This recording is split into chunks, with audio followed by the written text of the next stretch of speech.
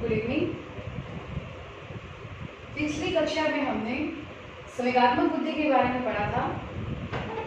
संवेगात्मक बुद्धि का अर्थ होता है स्वयं के विचारों को, संवेगों को जानना, दूसरों के संवेगों और विचारों को जानना, उन्हें समझना और नियंत्रण करने की जो योग्यता है वही क्या है, संवेगात्मक बुद्धि। संवेगात्मक बुद्धि की क्लास हमने पिछली क्लास में कर ली थी। आज हम पढ़ेंगे बुद्धि परीक्षण और मापन।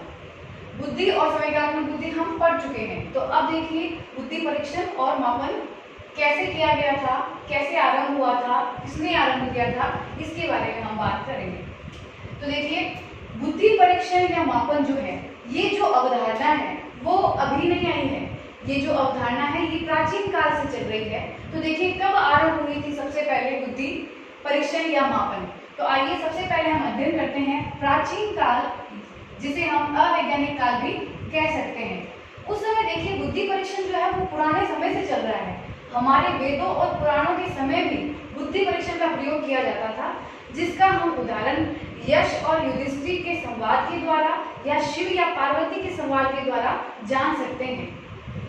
बाद में देखिए तक्षशिला और नालंदा जो विश्वविद्यालय थे, उस समय वहाँ जो विद्यार्थियों का प्रवेश लिया जाता था वो परीक्षाओं के आधार पर ही लिया जाता था। उनकी बुद्धि परीक्षाओं के आधार पर उन्हें प्रवेश मिलता था, यानी बुद्धि परीक्षाएं जो थी वो उस काल में भी आरंभ थी। अब देखिए 18वीं शताब्दी में सबसे पहले यूरोप के अंदर बुद्धि का मापन शारीरिक संरचना माना गया, और वही हम उस समय भारत में भी यही चलन था कि बुद्धि लब्धि जो हम निकाल सकते हैं या बुद्धि परीक्षण जो हम कर सकते हैं वो किस आधार पे कर सकते हैं, किसी भी व्यक्ति की शारीरिक संरचना के आधार पर या फिर शारीरिक लक्षण के आधार पर। शारीरिक लक्षण के आधार का अर्थ यहाँ ये है कि उस समय जिस व्यक्ति का शरीर जैसा है, उसकी संरचना जैसी है, तो व्यक्ति की बुद्धि भी उसी प्रकार की होती है, ऐसा उस काल में माना जाता था। जैसे कहा जाता था पुराने समय में कि जो चित्रे दांतों के व्यक्ति होते हैं वो बहुत कम मूर्ख होते हैं, ज्यादातर बुद्धिमान होते हैं, क्योंकि उनकी संरचना जो थी उसी के आधार पर उनकी बुद्धि को परिभाषित किया जाता था। इसीलिए 1772 के अंदर एक मनोवैज्ञानिक थे लेवेस्टर, स्विट्जरलैंड के, जिन्होंने क्या किया, सर्वप्रथम बुद्धि परीक्षाओं को एक प्रमाणित घोषित करने के लिए शारीरिक लक्षण के आधार पर बुद्धि परीक्षाओं के प्रतिपादन कर दिया था। किसने? लेवेस्टर ने। ये तो बातें हैं हमारे प्राचीन काल या अवैज्ञानिक काल की, यहाँ तक कुछ प्रमाणित नहीं हुआ था। आगे चलते हैं, देखिए आधुनिक काल या वैज्ञानिक काल कब आरंभ हुआ। 1879 में प्रयोगशाला बनाई थी विलियम वुंड ने लिप्जिग में, ये हम सभी को पता है। वहां पर सबसे पहले बुद्धि के मापन में सहयोग मिला। परीक्षाओं को मापन करने के लिए, परीक्षण करने के लिए प्रयोगशाला बनाई गई थी। तो जब विलियम वुंड ने प्रयोगशाला बनाई तो बाकी के देशों में भी बुद्धि परीक्षाओं के लिए अवेयरनेस हो गई और वो भी कुछ परीक्षण बनाने लग गए थे। अब देखिए उस समय एक शब्द का प्रयोग किया गया था, मानसिक परीक्षण। इस शब्द का जो प्रयोग है वो किया था कैटल ने। कब किया था? 1890 में सबसे पहले मानसिक परीक्षण शब्द का प्रयोग किया था कैटल ने। अब देखिए इसके पश्चात सबसे पहले फ्रांस के एक मनोवैज्ञानिक थे अल्फ्रेड बिने।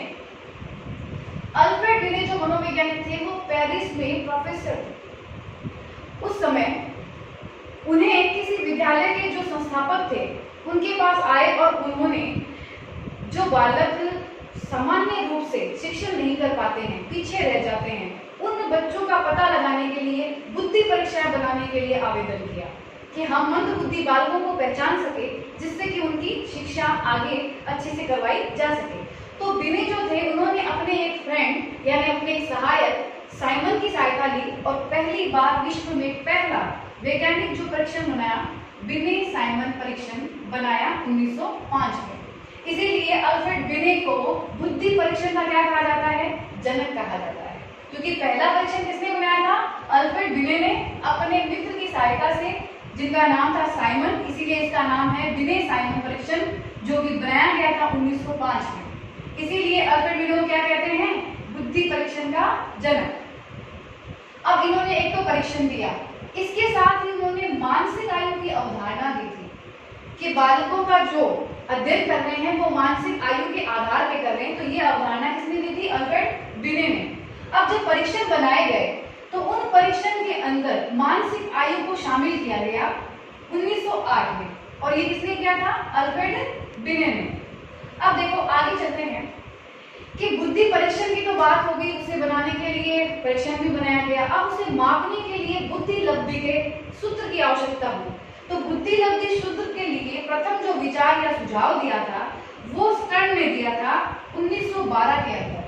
बुद्धि लब्धि का प्रथम विचार किसने दिया था? स्टर्न ने 1912 में। और उन्होंने मानसिक लब्धि एक सूत्र दिया जिसमें क्या है? MA/CA।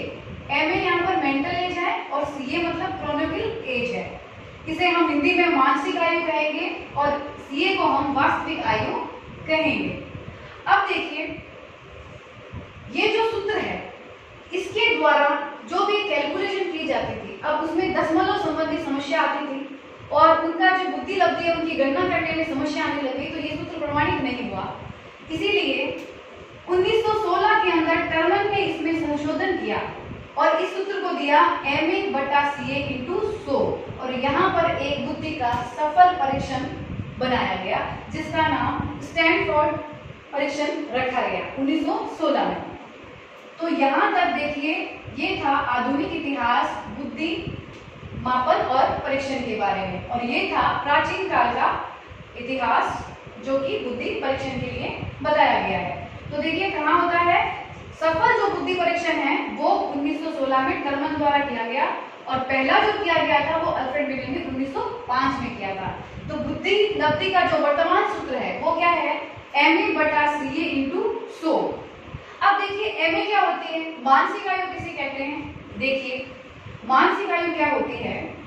मानसिक विकास की सूचक होती है, मतलब किसी भी व्यक्ति या बालक के मानसिक विकास का जो सूचक है वो उसकी मानसिक आयु। इसका अर्थ ये है कि यदि 7 वर्ष का बालक 10 वर्ष के बालक के परीक्षण को सफल कर लेता है तो उस बालक की मानसिक आयु कितनी है?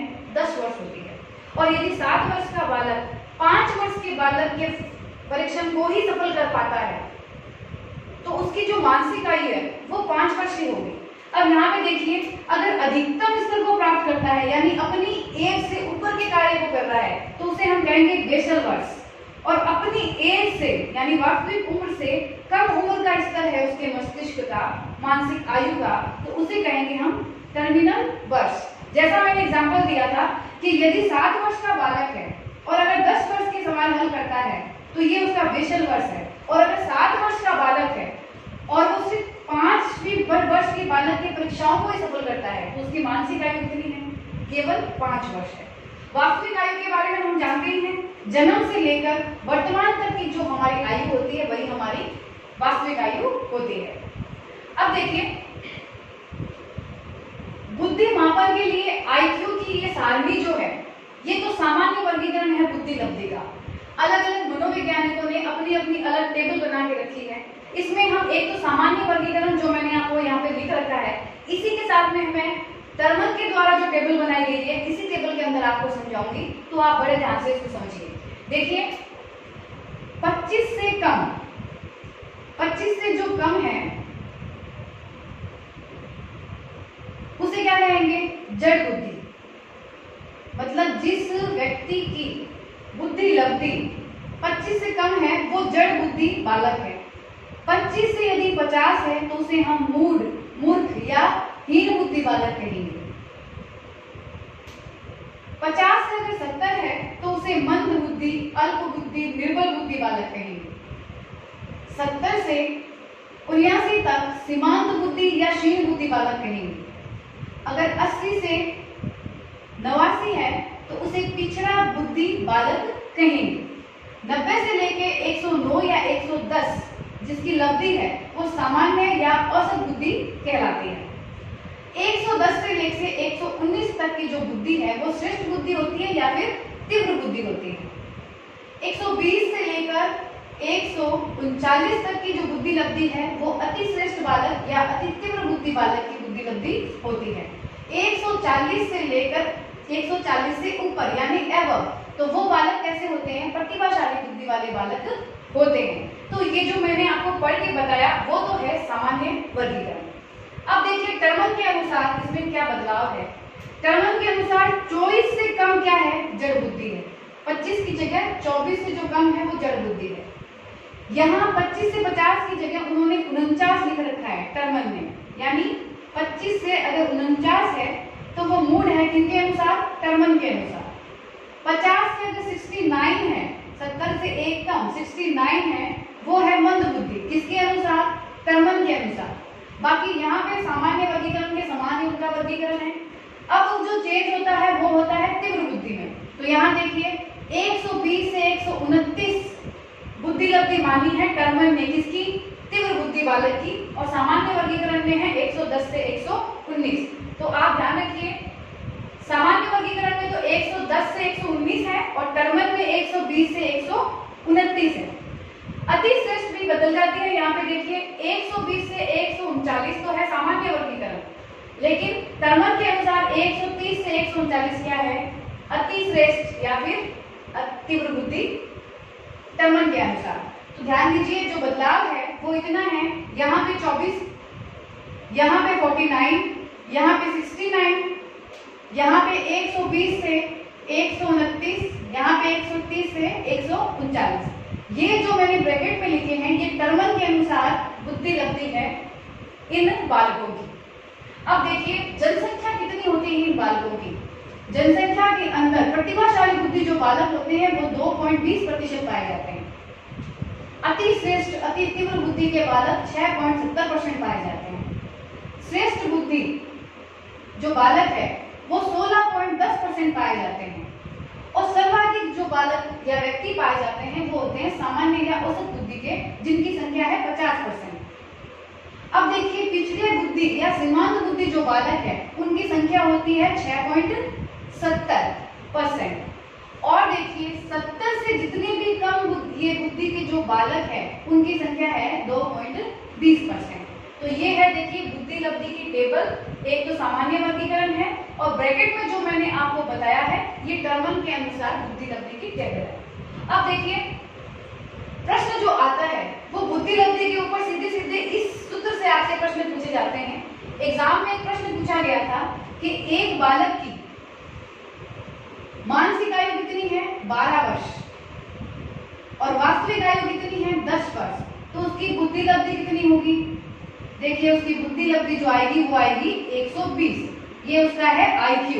तो अब जिसका IQ 120 है वो किस श्रेणी का बालक है। देखिए 120 जो है वो देखिए सामान्य वर्गीकरण में तो वो अति श्रेष्ठ बालक है क्योंकि 120 यहाँ पर है।